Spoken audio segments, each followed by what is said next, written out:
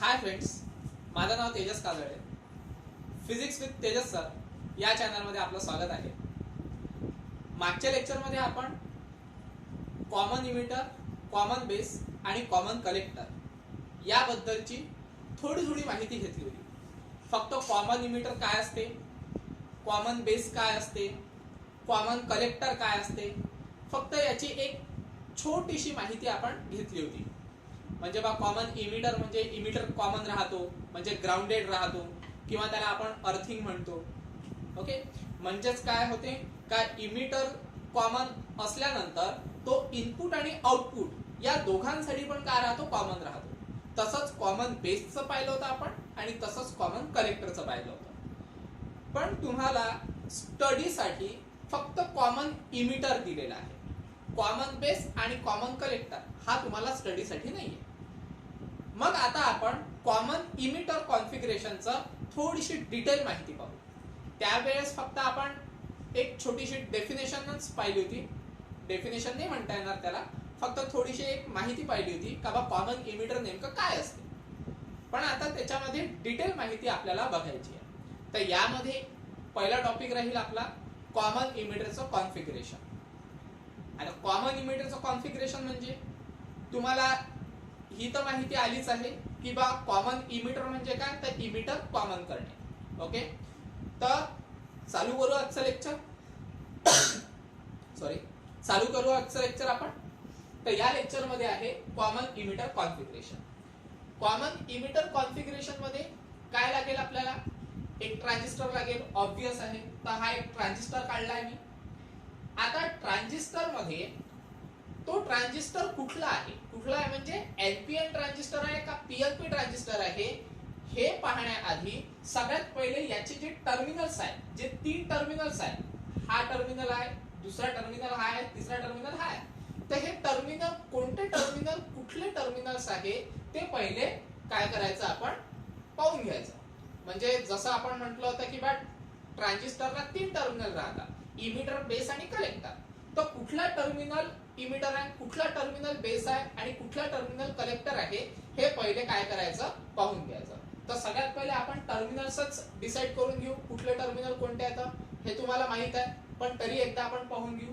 बघा, मी काय बोललो होतो की जो एरो वाला दिसून राहिला, जो एरो वाला हा, ओके, तर जो एरो वाला आहे त्याला काय म्हणायचं, सरळ सरळ इमिटर म्हणा. ओके, त्याच्यानंतर जो मधातला आहे तो ऑब्वियसली काय राहणार, आपला बेस राहणार आहे. त्याच्यानंतर जिथे एरो नाही आहे तो कोणता राहील, आपला तर कलेक्टर राहील. ठीक आहे, पुन्हा सांगतो, जो एरो वाला आहे तो इमिटर राहील आपला, जो मधात आहे तो बेस राहील आणि जो एरो नाही आहे तो काय राहील, आपला कलेक्टर राहील. जर समजा डायग्राम दिसत नसेल तर स्क्रीनशॉट काढून झूम करून पाहण्याचा प्रयत्न करा. ठीक आहे, हा काय राहील, आपला बेस आहे मधातला. आता यामध्ये होते काय, मी काय बोललो होतो, जर समजा हा जो एरो आहे हा एरो बेस टू इमिटर असेल, कुठून ते कुठपर्यंत, बेस पासून तर इमिटर पर्यंत, तर तो कुठला ट्रान्झिस्टर होतो आपला, तो ट्रान्झिस्टर होतो आपला एनपीएन ट्रान्झिस्टर. ओके, तर म्हणजेच आपण काय घेतलेलं आहे, कॉमन इमिटर कॉन्फिगरेशन साठी कुठला ट्रान्झिस्टर घेतला, आपण एनपीएन ट्रान्झिस्टर घेतलेला आहे. आता एनपीएन ट्रान्झिस्टर मध्ये जर समजा आपल्याला काय करायचं, कॉमन इमिटर घ्यायचा आहे, तर सगळ्यात पहिले आपण जो इमिटर आहे तो इमिटर काय केला, कॉमन केला. कॉमन म्हणजे ग्राउंडेड, ज्याला आपण अर्थिंग म्हणतो. म्हणजे काय होईल, इनपुट आणि आउटपुट साठी तो काय राहील, कॉमन राहील. ओके, त्याच्यानंतर बेस मधला जो काही करंट राहणार तो राहील आपला आयबी, ज्याला आपण काय म्हणतो, बेस करंट. कलेक्टर मधला जो काही करंट राहील तो राहील आपला आयसी, ज्याला आपण कलेक्टर करंट म्हणतो. त्याच्यानंतर इमिटर मधून जो काही करंट निघणार त्याला म्हणू आपण आयई. आयई म्हणजे काय मिळेल आपल्याला, इमिटर करंट. ओके, तर हे तिन्ही करंट आपल्याला मिळून गेलेले आहे. आता आपण अजून एक गोष्ट बोललो होतो ज्यावेळेस आपण ट्रान्झिस्टर चालू केला होता. काय म्हटलं होतं आपण, जे आपण वर्किंग ऑफ ट्रान्झिस्टर मध्ये पाहिलं होतं, वर्किंग ऑफ एनपीएन ट्रान्झिस्टर मध्ये किंवा वर्किंग ऑफ पीएनपी ट्रान्झिस्टर मध्ये, कुठलाही ट्रान्झिस्टर घ्या, तो ट्रान्झिस्टर जर समजा ऍक्टिव्ह रिजन मध्ये किंवा चांगल्या रीतीने जर समजा वर्क करणारा पाहिजे असेल तर त्याच्यासाठी आपल्याला बायसिंग करावं लागते. आणि ते जे बायसिंग आहे ते बायसिंग जर व्यवस्थितरित्या जर ट्रान्झिस्टर वर्क करणारा पाहिजे असेल तर आपल्याला बायसिंग कशा पद्धतीने करावं लागते, तर त्यामध्ये जे इमिटर टू बेस आहे किंवा आपण त्याला म्हणू बेस टू इमिटर, हा जो रिजन आहे हा रिजन कशामध्ये घ्यावा लागेल आपल्याला, फॉरवर्ड बायस मध्ये, बरोबर आहे ना. वर्किंग मध्ये आपण पाहिलं होतं बेस टू इमिटर किंवा इमिटर टू बेस हा कशामध्ये घेत असतो आपण, फॉरवर्ड बायस मध्ये. आणि त्याच्यानंतर कलेक्टर टू बेस हा जो वर्किंग आहे म्हणजे कलेक्टर पासून तर या बेस पर्यंत हा जो रिजन आहे हा कशामध्ये पाहिजे आपल्याला, रिव्हर्स बायस मध्ये, बरोबर आहे. म्हणजे जर ट्रान्झिस्टर व्यवस्थितरित्या वर्क करणारा पाहिजे असेल किंवा ऍक्टिव्ह रिजन मध्ये तर काय पाहिजे आपल्याला, बेस टू इमिटर फॉरवर्ड मध्ये पाहिजे आणि कलेक्टर टू बेस हा कशामध्ये पाहिजे, रिव्हर्स मध्ये पाहिजे, बरोबर आहे. तर हे आपण सगळ्यात पहिले पाहून घ्यायचं. तर आता याला काय करावं लागेल आपल्याला, सगळ्यात पहिले बॅटरी अप्लाय करावं लागेल. तर बॅटरी आपण तशाच पद्धतीने अप्लाय केली आहे का हे पाहून घ्यायचं. बघा आता एनपीएन ट्रान्झिस्टर आहे म्हणजेच कन्सिडर करा बेस काय राहील आपला, पी राहील, बरोबर. सी काय राहील आपला, एन राहील, ओके. आणि ई पण काय राहील आपला, एन राहील. जशा अशा पद्धतीने कन्सिडर करा. हा तुमचा एक ट्रान्झिस्टर आहे, यामध्ये 3 रिजन आहे. हा एन घेतला, हा पी घेतला, हा एन घेतला. बेस काय मिळतो आपल्याला, पी मिळणार. पहा आता बेस काय घेतला आपण, पी घेतला इथे. त्याच्यानंतर एन काय आहे आपला, इमिटर आहे. तर इमिटर काय घेतला आपण, एन घेतला आहे, सॉरी. त्याच्यानंतर पुन्हा एन जो आहे तो काय घेतला आपण, कलेक्टर. तर कलेक्टर काय घेतला आपण, एन घेतला, ओके. तर हे पहिले आपण पाहून घेतलं की कुठला एन आहे, कुठला पी आहे आणि कुठला एन आहे. आता पहा बायसिंग. बायसिंग मध्ये काय होते पहा, बेस काय आहे, पी. म्हणजे माहित आहे का, बायसिंग साठी जो पी टाइप रिजन आहे तो पी टाइप रिजन कशाला जोडणारा असला पाहिजे, पॉझिटिव्ह टर्मिनलला. कारण तो फॉरवर्ड बायस मध्ये पाहिजे. फॉरवर्ड बायस मध्ये काय करत असतो आपण, पॉझिटिव्ह हा कोणाला जोडतो, पी टाइप सेमीकंडक्टरला. म्हणजे पॉझिटिव्ह आपण कोणाला जोडलेला आहे, पी टाइप सेमीकंडक्टरला. It is okay. त्याच्यानंतर एन टाइप सेमीकंडक्टर म्हणजे इमिटर. हा इमिटर कशाला जोडावा लागेल आपल्याला, तर निगेटिव्हला. म्हणजे कुठे जोडला पहा, इमिटर कोणाला जोडला आपण, निगेटिव्हला. म्हणजे काय झाला, हा जो रिजन आहे हा रिजन कशामध्ये गेला, फॉरवर्ड बायस मध्ये गेला, बरोबर आहे. त्याच्यानंतर आता इकडचं पाहू आपण. इकडे काय केलं, हा रिजन आपल्याला रिव्हर्स मध्ये पाहिजे. तर सरळ सरळ एक काम केलं, कलेक्टर काय आहे आपला, निगेटिव्ह आहे. तर तो निगेटिव्ह आपण कोणाला जोडलेला आहे, पॉझिटिव्हला जोडला, ओके. आणि त्याच्यानंतर बेस कोणाला जोडला आपण, तर निगेटिव्हला. म्हणजे हा पण कशात गेलेला आहे, तर रिव्हर्स मध्ये. म्हणजे आपण जो ट्रान्झिस्टर अप्लाय केलेला आहे किंवा आपण असं म्हणू ट्रान्झिस्टरला जे बायसिंग केलेलं आहे आपण, ते बायसिंग कसं केलेलं आहे, करंट बायसिंग केलेलं आहे, ओके. तो व्यवस्थित डायग्राम दिसणार नाही म्हणून मी हे काय करतो, थोडासा रफ करून देतो, ठीक आहे. तर हा कशात गेला, फॉरवर्ड मध्ये गेला आणि हा कशात गेला, रिव्हर्स मध्ये गेला. त्याच्यानंतर आपण माहित आहे का, बॅटरी अप्लाय करत असताना कलेक्टर पासून एक रेजिस्टन्स टाकलेला, त्याला काय म्हणू आपण, लोड रेजिस्टन्स. आता इथे होते काय पहा, जेव्हा आपण इनपुट देणार, इनपुट दिल्यानंतर आपल्याला जे आउटपुट मिळणार ते आउटपुट आपल्याला या लोड रेजिस्टन्सच्या अक्रॉस मिळणार. म्हणजे जे काही व्होल्टेज या लोड रेजिस्टन्सच्या अक्रॉस मिळेल आपल्याला, तेच काय राहील, आपलं आउटपुट राहील, ठीक आहे. तर ते आता आपण व्यवस्थितरित्या काय केलेलं आहे, याचं कन्स्ट्रक्शन व्यवस्थितरित्या समजून घेतलेलं आहे, ओके.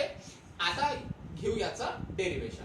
आता डेरिवेशन म्हणजे काय आहे बघा, आपल्याला काय मिळालेलं आहे, 3 प्रकारचे करंट मिळालेले आहे. एक मिळालेला आयबी ज्याला आपण बेस करंट म्हणतो, एक मिळालेला आपल्याला आयई ज्याला आपण इमिटर करंट म्हणतो, आणि एक मिळालेला आपल्याला आयसी ज्याला आपण काय म्हणतो आहे, कलेक्टर करंट असं म्हणतो आहे, ओके.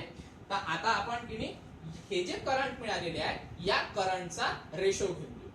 करंट ज्याला आपण म्हणतो करंट गेन रेशो. आता आपल्याला 2 प्रकारचे करंट गेन रेशो मिळतो.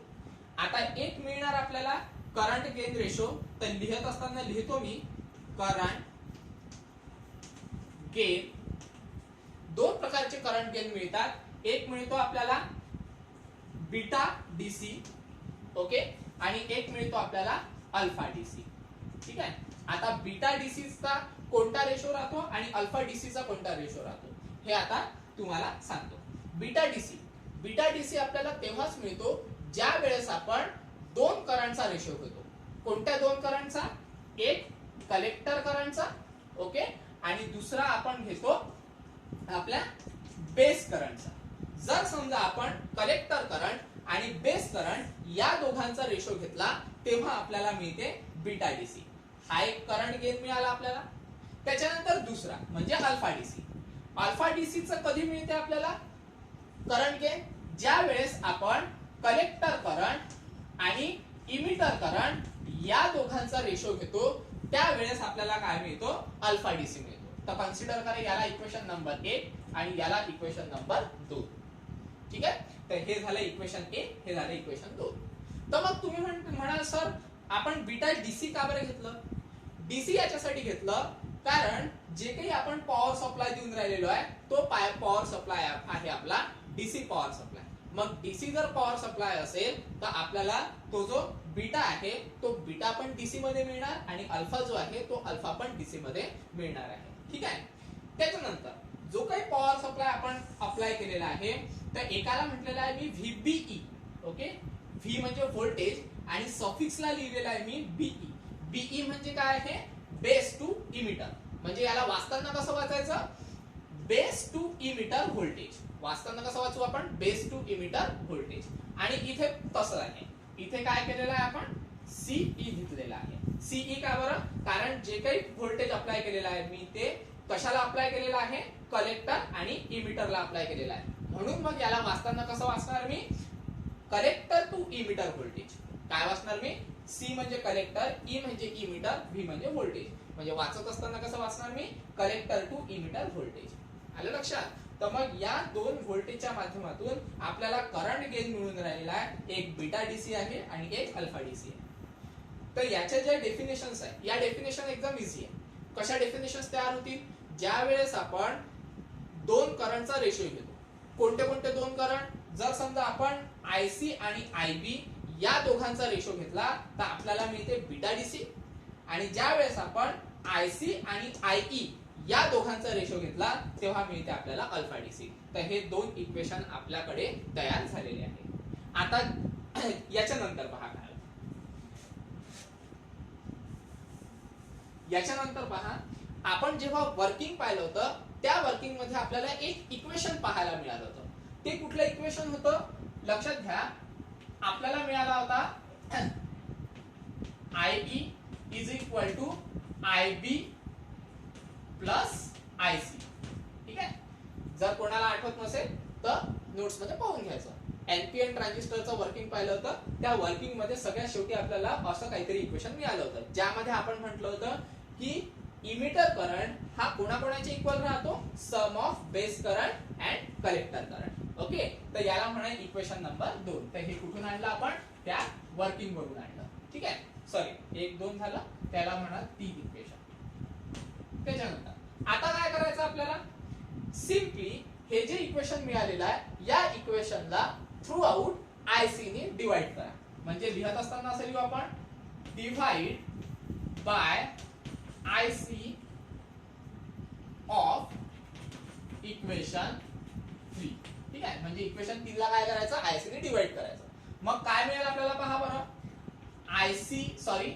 आयई अपॉन आयसी डिव्हिजन करत आहे मी. लेफ्ट हँड साइडला पण डिव्हिजन करावं लागेल आणि राईट हँड साइडला पण डिव्हिजन करावं लागेल. म्हणजे IB upon IC plus IC upon IC. ठीक आहे, याला सॉल्व करा. आता सॉल्व कसं करायचं पहा. IE upon IC. तुम्ही म्हणाल सर याची तर व्हॅल्यू नाही आहे, कसं काय सॉल्व करायचं? तर व्हॅल्यू आपल्याला या इक्वेशन वरून पाहायला मिळेल. इक्वेशन 2 वरून. कशा पद्धतीने पहा. आपल्याकडे आहे आयई अपॉन आयसी, पण आपल्याकडे व्हॅल्यू कशाची आहे? IC upon I E.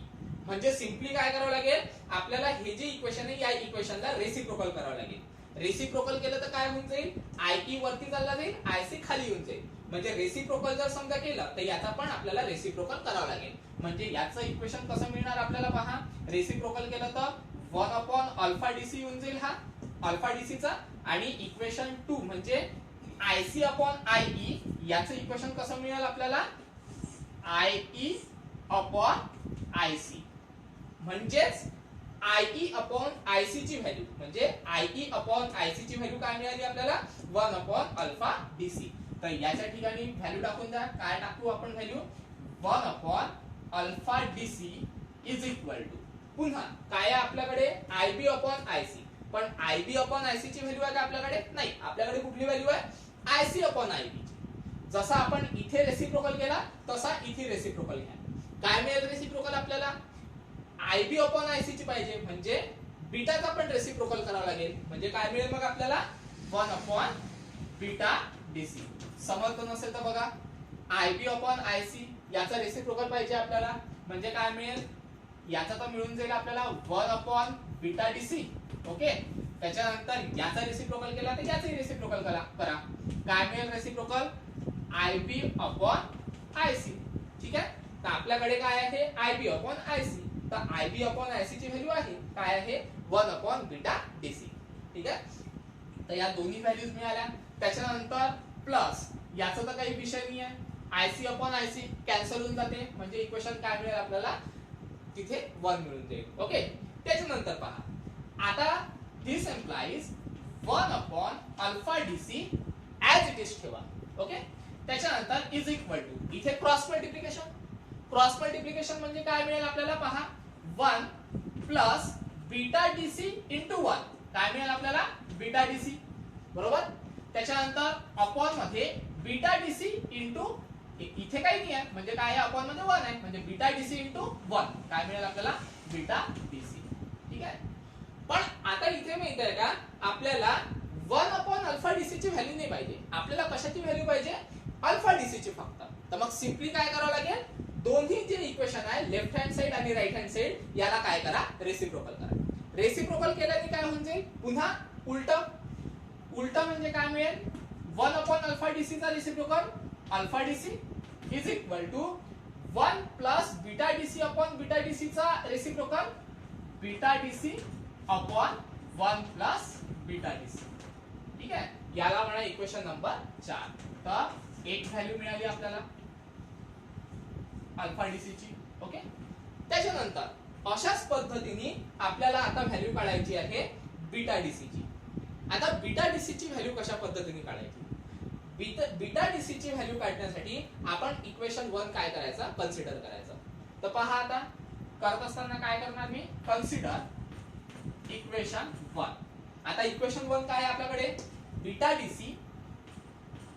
DC is equal to काय आहे IC अपॉन IB.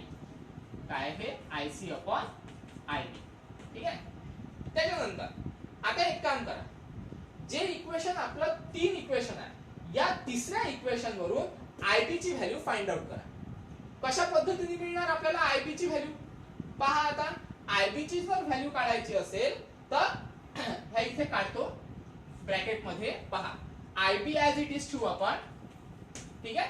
त्याच्यानंतर IC इकडे काय आहे प्लस आहे इकडे आल्यानंतर काय होते तो मायनस म्हणजे IB इज इक्वल टू काय मिळेल आपल्याला IE हा ऍज इट इज राहील. त्याच्यानंतर IC इकडे काय आहे प्लस आहे इकडे आल्यानंतर काय होते मायनस म्हणजे मायनस IC. तर आपल्याला या इक्वेशन 3 वरून IB ची पण व्हॅल्यू मिळाली. बस ही जी IB ची व्हॅल्यू आहे या इक्वेशन मध्ये पुट करा. काय होते पहा काय मिळते दिस implies beta DC as it is. Okay. त्याच्यानंतर इज इक्वल टू IC पण ऍज इट इज. ठीक आहे. आणि अपॉन मध्ये काय आहे IE मायनस IC. आलं लक्षात.